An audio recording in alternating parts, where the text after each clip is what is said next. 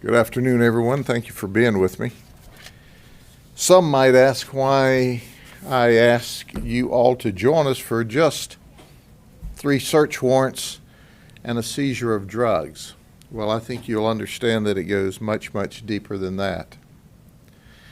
And that's how it culminated on the 22nd of June when we served 3 search warrants, 2 of them on 37th Street and 1 of them on Avenue M in the Inwood area just outside the city of Winter Haven. But it's a family affair. It's a generational event. We have 3 generations of Rogers who are actively involved in the trafficking and sale of drugs. Now, I continue to hear over and over this false narrative that they're trying to push all across this country that drugs are low-level, non-violent events, okay? Low-level, non-violent drugs. Well, I think you'll understand that it's not just a low-level, non-violent drug. So, it culminated with a search warrant. These folks aren't new to us. The Rogers family has been around for decades. Now, think about it. Either we began this investigation on November of last year, or we began it 30 years ago. That's right. 37th Street, same area of Inwood, same houses. We have been putting these people in jail and some of them in prison for 3 generations, and they continue to sell drugs. In fact, I'm going to introduce you to at least one of them that we arrested in a major league trafficking wire investigation, wiretap, in 2020 that hasn't even been a trial yet, and I'm going to give you details how we are arresting them once again. But as we go through this, it is important for you to understand that these folks have created death and destruction for many, many families for a very long time. When we did the search warrants, we seized on that particular day 3 pounds of meth, 224 grams of fentanyl. Now, folks, 224 grams of fentanyl is potentially enough to overdose and kill 95,000 people. Did you hear what I said? 95,000 people. We also seized 1 kilo of cocaine, almost 1 kilo of MDMA, oxycodone, a 9mm handgun. Imagine a convicted felon with a handgun, right? I mean, that's not anything new to most of you. And a pill press. Where's our pill press? It's supposed to be here. Do we have it someplace? Y'all didn't bring it here? Okay. So I want you to see the pill press or pictures of the pill press. That's right. They are so sophisticated that some of them are pressing the pills themselves. So you can get it either cocaine, they'll make it into crack cocaine, they'll press it into pills, however you want it. It's interesting that we first start off to talk about the patriarch of the family, Theyre. Theyre Rogers is 69 years of age. And as I said before, he started his crime career 30 years ago with an aggravated battery arrest. He, over the years, has accumulated 14 felony arrests, 6 misdemeanor arrests. He's been to prison 1 time, and yes, we served a search warrant at his house, one of the 3 search warrants, where we seized more drugs, and he is still in prison. He's not made bond. Then there's his girlfriend, Teresa Prince. She's 59. That's Theyre's girlfriend. She distributes drugs for Theyre. She didn't think it was any big deal. She went to jail. Now, she has bonded out. She's the only one that has bonded out. Then there's Pop Rogers, Kenneth. Kenneth Rogers is 38 years of age. He's one of the sons of Theyre, and he's kind of now taken over the head of the organization. He's had a crime spree for the last 24 years. His first arrest was in 1999, and it was a simple arrest for shoplifting. He is the one that was arrested as a major trafficker in 2020 when we instituted a wire investigation, or a telephone wiretap as we know them. We arrested him then, and he bonded out. He's not been to trial yet on that 2020 arrest. So in 2023, April, guess what? While he's out on bond, while he has stipulations, we arrest him for possession of cocaine with intent to sell within 1,000 foot of a park. And he's got $21,000 in his pocket. So he's facing major league time for a trafficking case. He makes bond. He continues on his criminal enterprise. And he's already been to prison 4 times. So here's another clear indication. If you don't keep people like Pop Rogers locked up, he's going to be selling drugs to your kids, to your neighbors, to your relatives. And then there's Raphael Rogers, another son of Theyre. When I tell you it's a family affair, I'm not kidding. They're all in business together. Illegal business. 24 years of crime himself. He's 39 years old. And he started out with a simple shoplifting charge. He's amassed 43 felony arrests, 33 misdemeanor arrests. He's been to prison 2 times, and this was the second search warrant served at his house. Raphael is a bad guy. And then there's Tamika Rogers. She's 31. She's the daughter of Theyre. She's got 5 felony arrests, 3 misdemeanors. She's never been to prison. She's currently living with Theyre, where one of the search warrants was served, and she's known to sell drugs.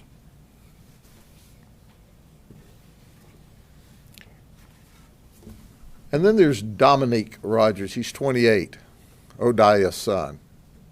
He's younger than the others. He's got 38 felony arrests, 14 misdemeanor arrests. He's been to prison 1 time. But that's not all. Manatee County currently has him charged with 2 counts of second-degree murder where things went bad during a narcotics transaction. So not only does he have that occurring, but while he did that, he's also under investigation with us for providing fentanyl that created the death of a 19-year-old girl, a teenager, a victim. Now, I want you to think about that for a second, if you will. This guy had 38 previous felony arrests, 14 misdemeanors. He's been to prison. He and his family sell drugs. We are already investigating him and waiting for the lab analysis and the work to come back to tie him to a 19-year-old that overdosed from fentanyl that he or the family sold. And he gets charged with 2 murders in the meantime. Now let me go over this again. Who thinks this is low-level, nonviolent crime? If you perpetuate that position, you're just a nut. You're crazy. You're out of your mind. Drugs are not low-level, nonviolent crimes. They never have been. But we've got people running across this nation, some well-meaning people, suggesting that it's really not that big a deal. It's not violent. It's not. You show me drugs, I'll show you guns and dead people every time. And you know, you may not think it's a big deal. You may think it's a low-level nonviolent event, a low-level nonviolent crime that doesn't need attention until it's your child that's dead. Think about that. Think about if you were the parents of this 19-year-old girl who died from this fentanyl overdose, or if you were the family of these two people that Dominique Rogers shot and killed. Think about that.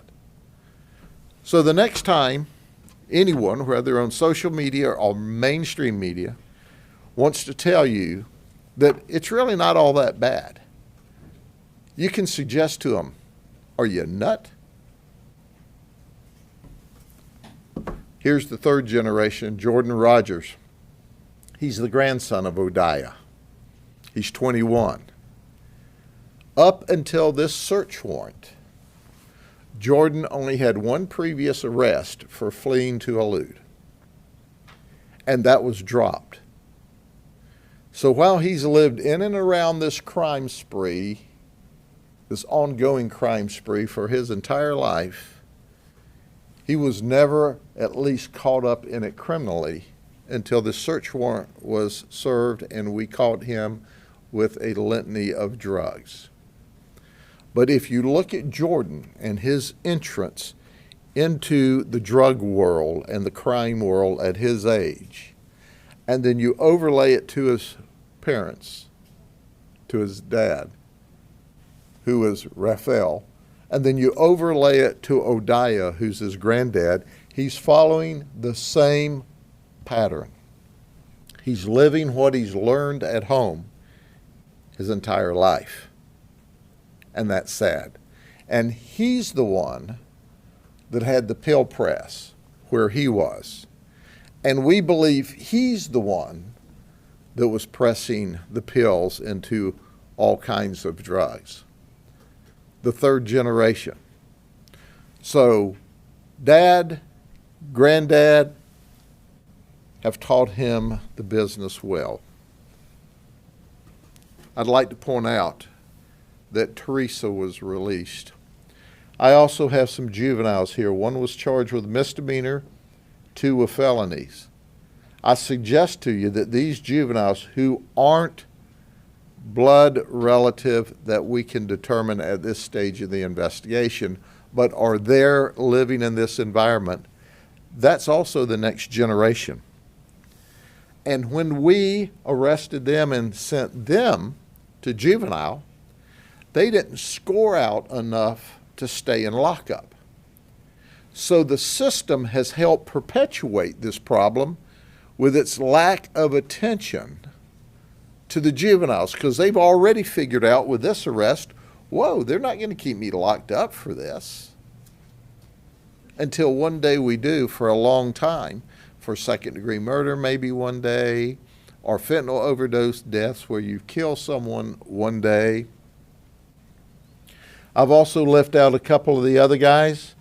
They are part of the trafficking organization, but they're not the family. These guys here, they're trafficking in the drugs, but they're not related by blood. This family affair, this Rogers family affair, has been alive and well for a long time. They've been in and out of jail numerous times, and as I outlined to you, they've been to prison as well. So when's enough enough?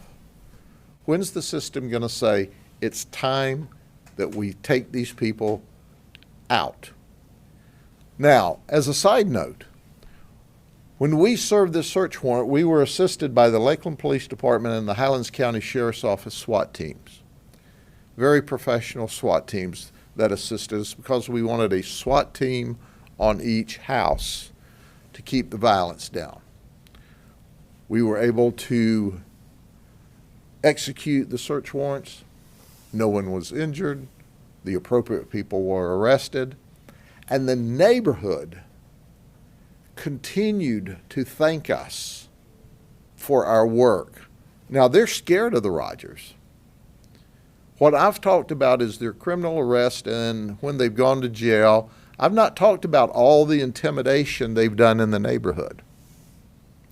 I've not talked about one of the very few unsolved homicides we have in this county that's on 40th Street, 3 streets over, that I believe in my heart and soul they got a part of that some way. But do you think anybody's going to talk to us with the Rogers family right there? No, because they're afraid that they may be the next one that's killed. So at the end of the day, know this, that once again we've arrested the Rogers family. This time we've arrested all 3 generations at one time. But the Rogers and everyone else should understand that we're going to continue to arrest you, and arrest you, and arrest you. My narcotics and organized crime folks that work this investigation are simply the very best. And they've done a remarkable amount of work this time in order to do this very complex investigation and bring its culmination together last Thursday. Are there any questions? Sheriff, would you be able to talk, maybe briefly, but just about the trends you're seeing with fentanyl in the county? Sure. Here's what I know about fentanyl. Fentanyl is coming across the southern border, through the porous border, where there's a crisis. And they're bringing that fentanyl into the United States, and to include the United States, every state, and every county, I suggest in every state. And we see the fentanyl deaths in waves. So we know when there's another wave of fentanyl that hits, because the market's here, they've distributed it, some die. Then it calms down, maybe calms down for a week or 2 weeks or 3 weeks, and then we see some more fentanyl or drug-related deaths. Look, this fentanyl's killing thousands upon thousands of people across this country. It is unbelievable. Cocaine, methamphetamine kills you normally over years. We start seeing people at 40, 45, 50, where they've just wore out their body, die from these other drugs. How fast does fentanyl kill you? Like that. One time. And they're mixing it. We see it mixed with cocaine. We see it mixed with methamphetamine. We see it mixed with heroin. We've seen it sprinkled on our cannabis, that non-dangerous drug cannabis. We've actually seen fentanyl and other drugs spread on it as well. But fentanyl, unfortunately, is not regressing. It's increasing. We're seeing more and more fentanyl deaths over the last few years, not less. Is fentanyl more prevalent in Winter Haven? I remember a few months back there were 2 men arrested for a man who overdosed in Volusia County, and they were arrested because they sold him fentanyl. Sure. So is it more prevalent in Winter Haven? No, it's not more prevalent. And I thank you for asking that question because, sometimes I have people say, well, is there more prostitution in Polk County because you arrest prostitutes? And I go, no, because you investigate, and you investigate with energy and enthusiasm, and you seek out these criminals. It doesn't mean there's more of it. It means you're identifying it and taking them into custody. The same things with fentanyl and all of these drugs. I have organized crime teams that are focused on large-scale drug operations. I have narcotics units that do undercover work. I have street crimes units that do street crimes, drugs. So we're going out to these communities because it's not just a drug problem. It's not just a death problem. It's quality of life problems in neighborhoods where people are complaining. They're up all night. They don't ever sleep. They keep me up all night. So we're fighting this drug at every level, and that's why you see this. I suggest to you that if you look across this state and across this nation, that we're in the grips, we're in the very grips of a drug disaster that people want to ignore and push back on. I can remember they didn't start recently, maybe in the early 2000s. Oh, it's not a war against drugs. Call it what you want, it's killing your kids. And then while they're trying to legalize more drugs in the country, we see more drugs killing more people. And fentanyl has come on the market with a vengeance, and it's all over the place, and it's pouring across our border from Mexico and then spreading through the entire United States. It sounds like you're concerned that some of the younger ones are going to continue on the family business as they go on. Is there anything that can be done to sort of break the cycle so they can hopefully not continue on this operation?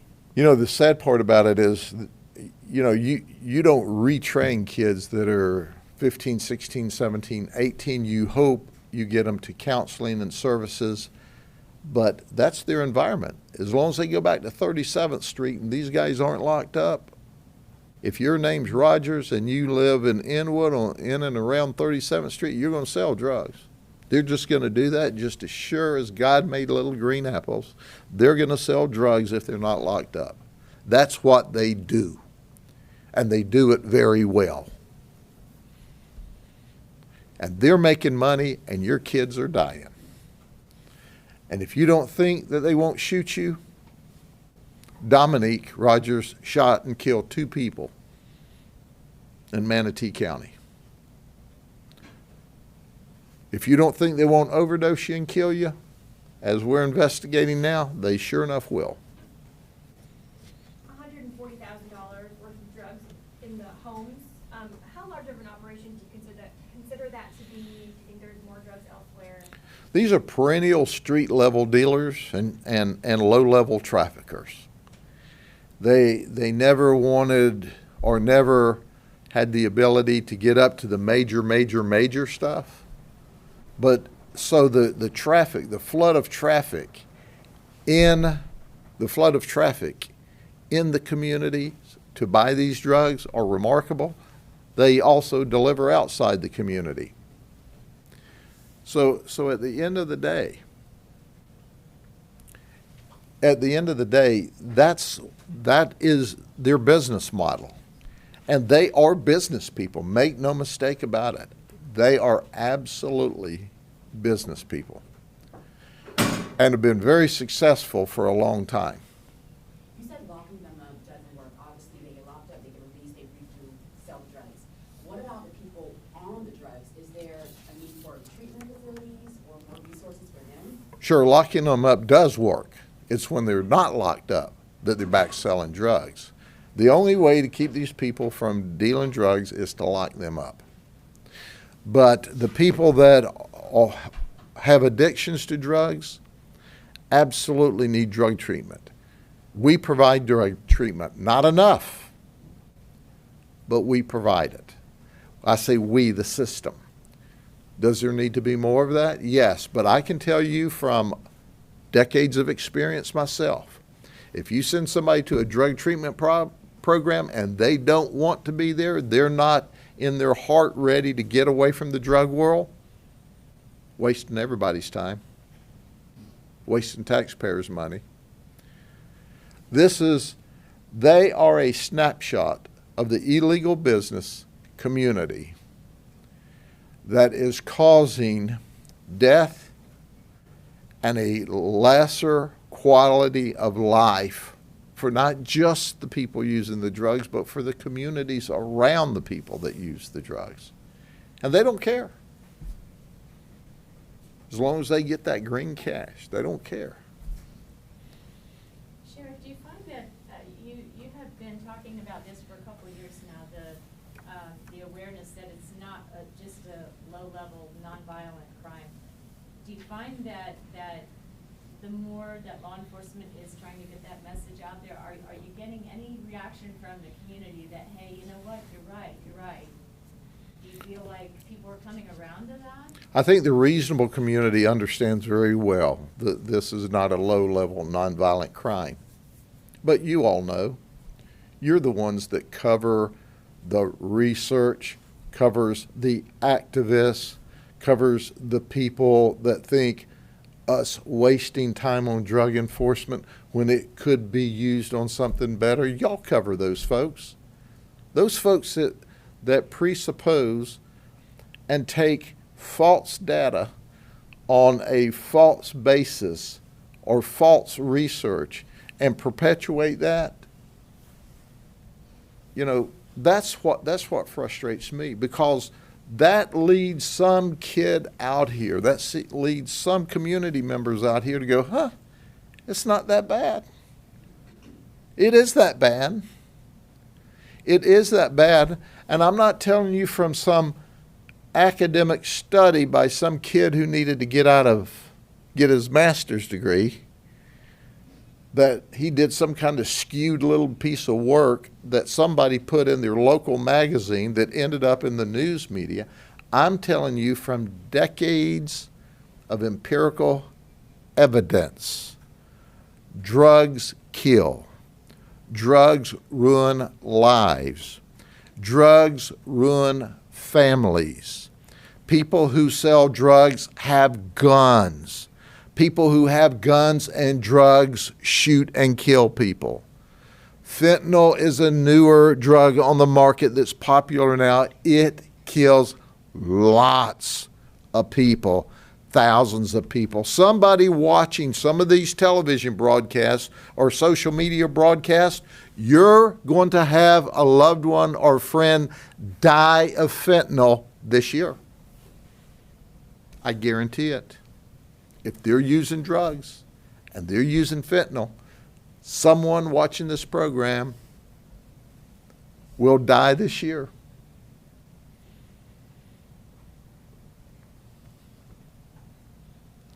We have the pill press here. It's magic how that works. And our folks will set it up. We got the captain, and they'll set it up. They will show you how it works. It's quite a sophisticated piece of machinery. You know, they don't sell this at Walmart. Where do you get this? At least not yet. You order it or you steal it.